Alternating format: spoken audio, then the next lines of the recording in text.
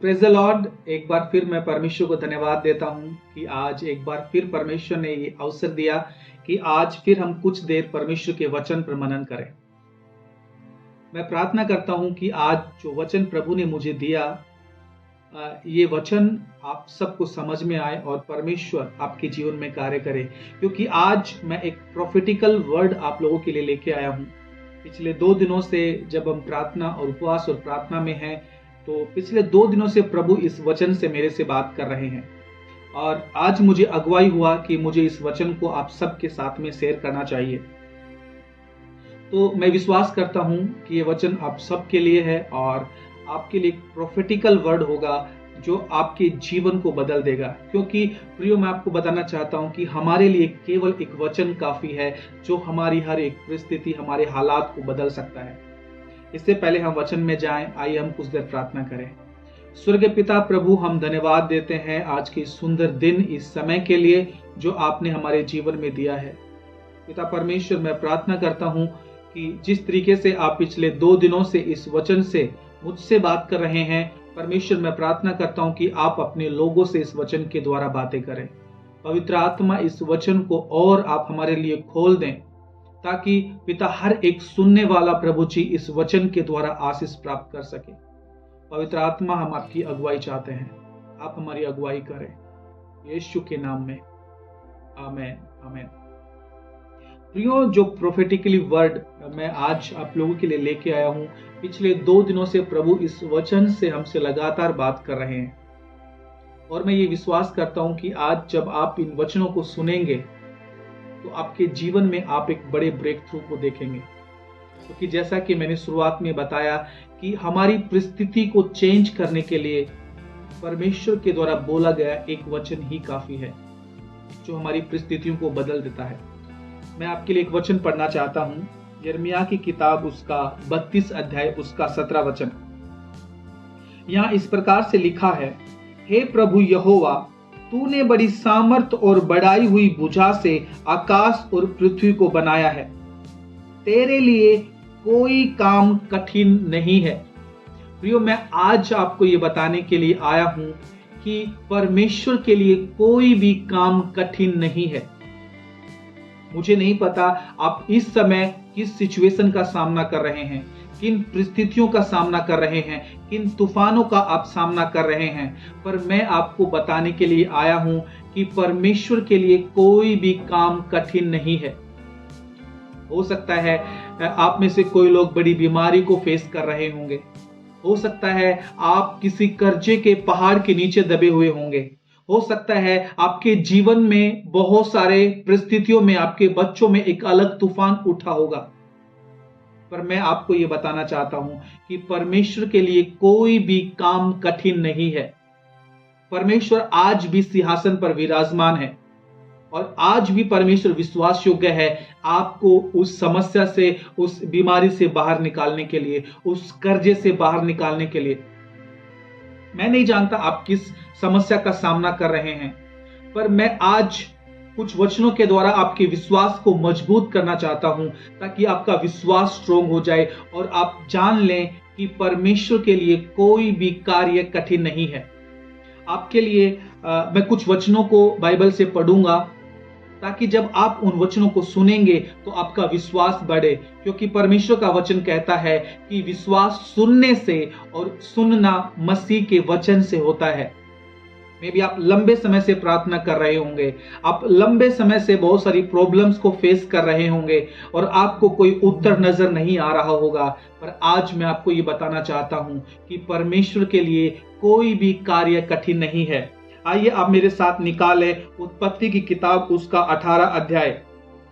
एक स्टोरी मैं आप लोगों के लिए पढ़ना चाहता हूं और मैं विश्वास करता हूं कि इस स्टोरी को जब आप पढ़ेंगे तो आपको एक समझ प्राप्त होगी और आपका विश्वास बढ़ेगा। आप देख पाएंगे कि परमेश्वर के लिए कोई भी कार्य कठिन नहीं है। उत्पत्ति की किताब उसका 18वां अध्याय। यहां पर हम देखते हैं जब 3 दूत अब्राहम के पास आते हैं और ये स्टोरी है। हम पूरी स्टोरी में तो नहीं जाएंगे, पर कुछ महत्वपूर्ण बातों को इसके अंदर से मैं चाहता हूं कि मैं आप लोगों के लिए पढ़ूं। यहाँ पर लिखा, अब्राहम ममरे के बांज वृक्ष के बीच कड़ी धूप के समय तंबू के द्वार पर बैठा हुआ था। तब यहोवा ने उसे दर्शन दिया। उसने आंख उठाकर दृष्टि की तो क्या देखा कि 3 पुरुष उसके सामने खड़े हैं। तब उसने उन्हें देखा, तब वह उनसे भेंट करने के लिए तंबू के द्वार से दौड़ा और भूमि पर गिरकर दंडवत की और कहने लगा, हे प्रभु, यदि मुझ पर तेरे अनुग्रह की दृष्टि है तो मैं विनती करता हूं कि अपने दास के पास से चले न जाना। मैं थोड़ा सा जल लाता हूं और आप अपने पांव धोकर इस वृक्ष के नीचे विश्राम करें। फिर मैं एक टुकड़ा रोटी ले आऊं और उससे आप अपने अपने जी को तृप्त करें। तब उसके पश्चात आगे बढ़े, क्योंकि आप अपने दास के पास इसीलिए पधारे हैं। उन्होंने कहा, जैसा तू कहता है वैसा ही कर। तब अब्राहम तुरंत तंबू में सारा के पास गया और कहा, 3 सवा मैदा जल्दी से गूंद और फुलके बना। फिर अब्राहम गाय बैल के झुंड में दौड़ा और एक कोमल और अच्छा बछड़ा लेकर अपने सेवक को दिया और उसने जल्दी से उसे पकाया। तब उसने दूध और दही और बछड़े का मांस जो उसने पकाया था लेकर उसके आगे परोस दिया और आप वृक्ष तले उनके पास खड़ा रहा और वे खाने लगे। उन्होंने उससे पूछा, तेरी पत्नी सारा कहाँ है? उसने कहा, वह तो तंबू में है। उसने कहा, मैं बसंत ऋतु में निश्चय तेरे पास फिर आऊंगा और तेरी पत्नी सारा के एक पुत्र उत्पन्न होगा। सारा तंबू के द्वार पर जो अब्राहम के पीछे था सुन रही थी। अब्राहम और सारा दोनों बहुत बूढ़े थे और सारा का मासिक धर्म बंद हो गया था। इसलिए सारा मन ही मन में हंसकर कहने लगी, मैं तो बूढ़ी हूं और मेरा पति भी बूढ़ा है, तो क्या मुझे यह सुख होगा? हम यहाँ पे एक स्टोरी देखते हैं कि जब परमेश्वर दर्शन के द्वारा अपने दास अब्राहम को वो दर्शन देता है, और इस स्टोरी को आपने सुना कि किस प्रकार से अब्राहम उनके पास दौड़कर उनके लिए खाने का प्रबंध करता है। और जब वो खाना खा चुके तब इन दूतों ने कहा कि तेरी पत्नी सारा किधर है, क्योंकि वसंत ऋतु में अगले समय मैं तुझे एक पुत्र दूंगा।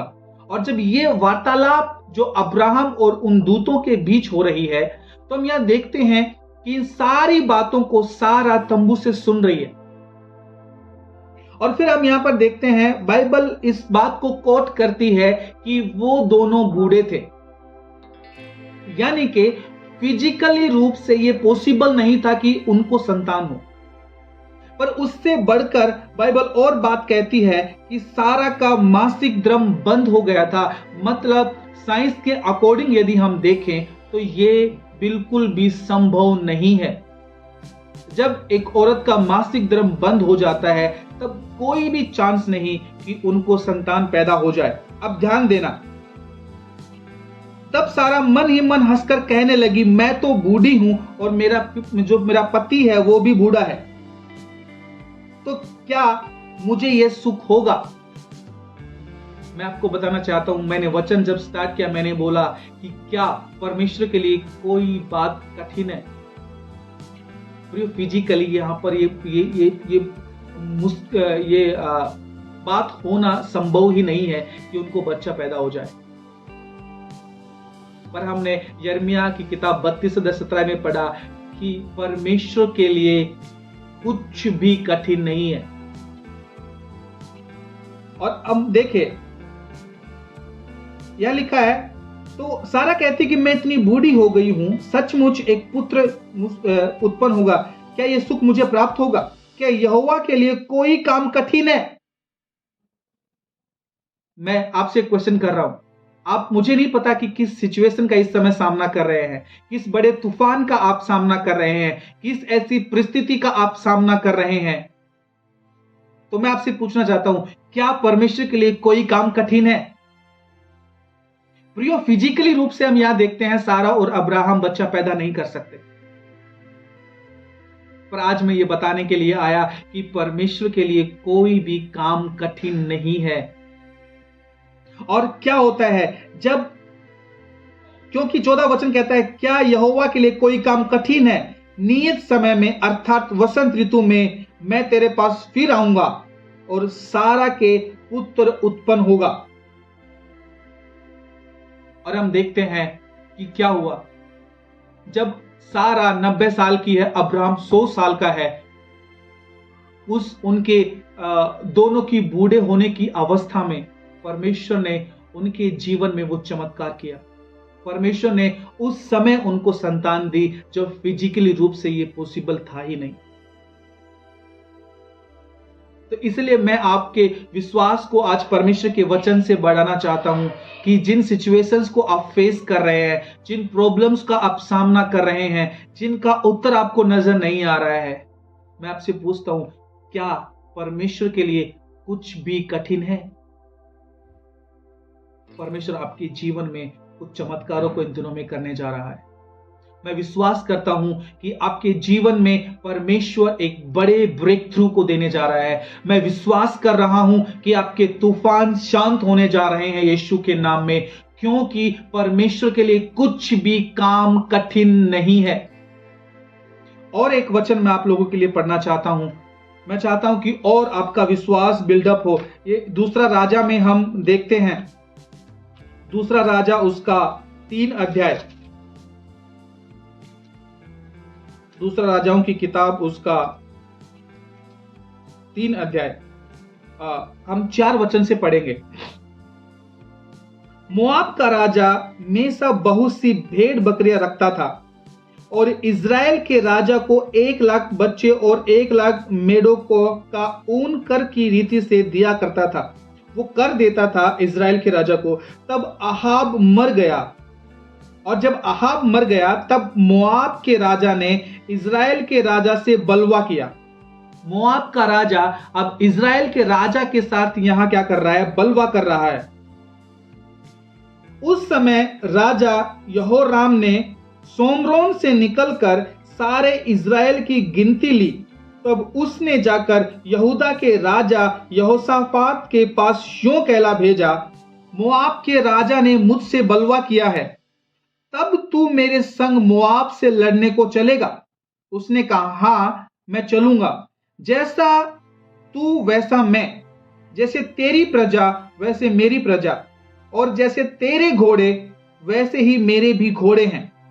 फिर उसने कहा, हम किस मार्ग से जाएं? उसने उत्तर दिया, एदोम के जंगल से होकर। तब इज़राइल का राजा और यहूदा का राजा और एदोम का राजा, तीनों राजा एक साथ इकट्ठे होते हैं। और ये जो तीनों राजा हैं, ये मोआब के राजा के साथ युद्ध करने के लिए निकलते हैं। हम देखते हैं आगे लिखा है, और जब 7 दिन तक घूमकर वो चलते रहे, तब सेना और उसके पीछे पीछे चलने वाले पशुओं के लिए कुछ पानी न मिला। तब इज़राइल के राजा ने कहा, हाय यहोवा, इन 3 राजाओं को इसलिए इकट्ठा किया कि इनको मोआब के हाथ में कर दे। जब उनके लिए पानी खत्म हो गया, जब वो इस परिस्थिति में आ गए कि अब वो मरने वाले हैं, अब उनके पास कोई चारा नहीं, तो वो क्या कह रहा है कि परमेश्वर ने इन तीनों राजाओं को, इज़राइल के राजा को और यहूदा के राजा को और एदोम के राजा को क्या मोआब के राजा के अंडर में कर देने के लिए यहां पर इकट्ठा किया है। अब देखिए, परंतु यहां पर यहूदा का राजा जो यहोशाफात है, उसने कहा, क्या यहां यहोवा का कोई नबी है जिसके द्वारा हम यहोवा से पूछें? यानी कि नबी के पास क्या है? नबी के पास परमेश्वर का वचन है। अब यहोशाफात राजा जानता है कि परमेश्वर का वचन इस समय हमारे लिए काफी है, जो हमें इस परिस्थिति से बाहर निकाल सकता है। प्रियो, वैसे ही आज परमेश्वर का वचन आपके पास आ रहा है कि आपको उस परिस्थिति से बाहर निकाल दे। आप मेरे साथ बने रहें और आगे हम पढ़ते हैं। तब यहोशाफात ने कहा, क्या? यहोशाफात यहां पर कहता है, क्या यहां यहोवा का कोई नबी है जिसके द्वारा हम यहोवा से पूछें? इज़राइल के राजा के किसी कर्मचारी ने उत्तर देकर कहा, हाँ, शापात का एक पुत्र एलीसा, जो एलिया के हाथों को धुलाया करता था, वह यहां है। तब यहोशाफात ने कहा, उसके पास यहोवा का वचन पहुंचा करता है। तब इज़राइल का राजा और यहोशाफात और एदोम का राजा उसके पास गए। तब एलीशा ने इज़राइल के राजा से कहा, मेरा तुझसे क्या काम है?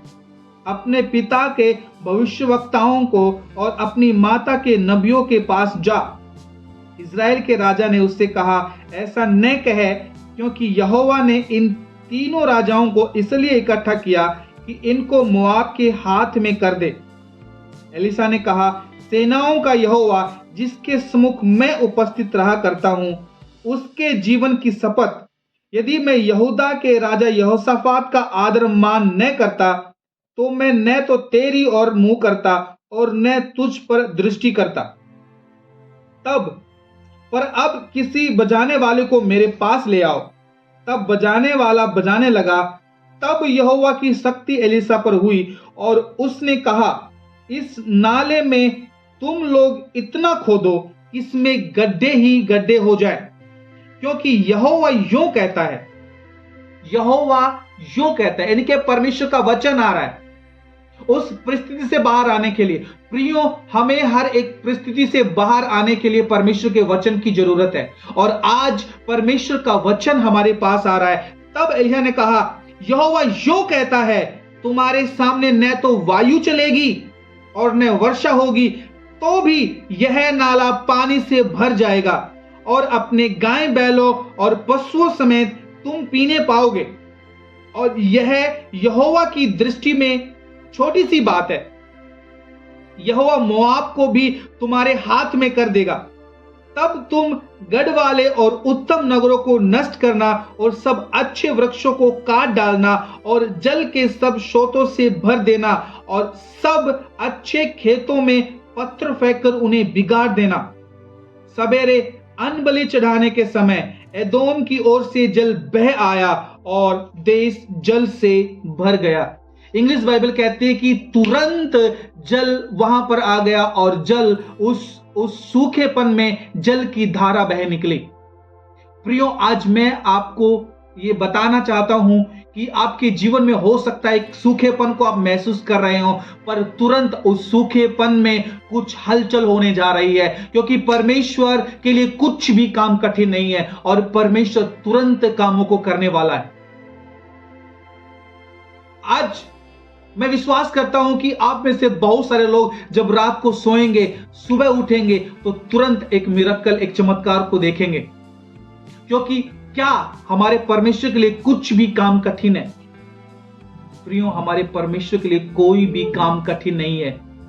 यहां हम देखते हैं कि जब परमेश्वर का वचन आया तो क्या कहता है, ना तो वायु चलेगी, ना वर्षा होगी, पर नाला पानी से भर जाएगा। ऐसे ही आज मैं प्रोफेसी करना चाहता हूं, आपके जीवन में कुछ बातें तुरंत होने वाली हैं। आपके जीवन में आपकी परिस्थितियां यीशु के नाम में तुरंत बदल जाने वाली हैं, क्योंकि मेरे परमेश्वर के लिए कोई भी कार्य कठिन नहीं है और वो परमेश्वर आज भी सिंहासन के ऊपर विराजमान है। हो सकता है आपकी सिचुएशन ऐसी, आपको लग रहा है कि ये मेरे लिए पॉसिबल नहीं है। हो सकता है कि डॉक्टर ने आपको एक रिपोर्ट दे दी है कि अब आप कुछ समय के लिए आप इस दुनिया में हैं, आपका बहुत कम समय बचा हुआ है। पर आज मैं आपको बताने जा रहा हूं, मैं आपको आज इस बात को बता रहा हूं कि कुछ बातें आपके जीवन में, कुछ चमत्कार आपके जीवन में तुरंत होने वाला है, क्योंकि मेरे परमेश्वर के लिए कुछ भी कठिन नहीं है।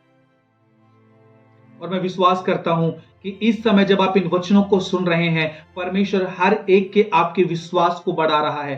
आपने देखा कि कैसे अब्राहम और सारा जब बूढ़े होने की अवस्था में वो थे, जब फिजिकली पॉसिबल नहीं था कि उनको संतान हो जाए, पर लिखा है, क्या परमेश्वर के लिए कुछ कठिन है? आज यही क्वेश्चन मैं आपसे पूछ रहा हूं, क्या परमेश्वर के लिए कुछ कठिन है? कुछ बड़ा, कुछ नया आपके जीवन में यीशु के नाम में प्रभु करने जा रहे हैं, क्योंकि मेरे परमेश्वर के लिए कुछ भी कार्य कठिन नहीं है और आज भी वो परमेश्वर सिंहासन के ऊपर मौजूद है। मैं प्रार्थना कर रहा हूं और मैं ये विश्वास कर रहा हूं कि जब आप इन वचनों को सुन रहे हैं, एक वचन परमेश्वर की तरफ से आपके पास आ रहा है। जैसा इन 3 राजाओं के पास जब परमेश्वर का वचन पहुंचा, तो हम देखते हैं कि उस सूखेपन में धारा बह निकली। वैसे ही जब प्रोफेटिकली वचन आज आपके पास आ रहा है, आपके जीवन में परमेश्वर का चमत्कार होने जा रहा है, आपके जीवन में कुछ धाराएं फूट निकलने जा रही हैं, आपके जीवन में कुछ बड़ा चमत्कार होने जा रहा है, क्योंकि मेरे परमेश्वर के लिए कुछ भी असंभव नहीं है, कुछ भी कठिन नहीं है, और वो परमेश्वर आज भी सिंहासन पर है। मैं विश्वास करता हूं कि आज परमेश्वर आपसे बात कर रहा है और आपके जीवन में परमेश्वर एक बड़े ब्रेक थ्रू को दे रहा है, क्योंकि बाइबल कहती है हम अविश्वासी हो सकते हैं पर परमेश्वर अंत तक विश्वास योग्य है। आपकी परिस्थिति कुछ भी कहती हो, पर परमेश्वर विश्वास योग्य है आपको उससे बाहर निकालने के लिए। और आप बहुत जल्द बहुत बड़ी गवाहियों को देखने जा रहे हैं कि परमेश्वर कैसे आपके जीवन में कर रहा है। परमेश्वर आपको उससे बाहर निकालने जा रहा है। परमेश्वर आपको आशीष दे। God bless you.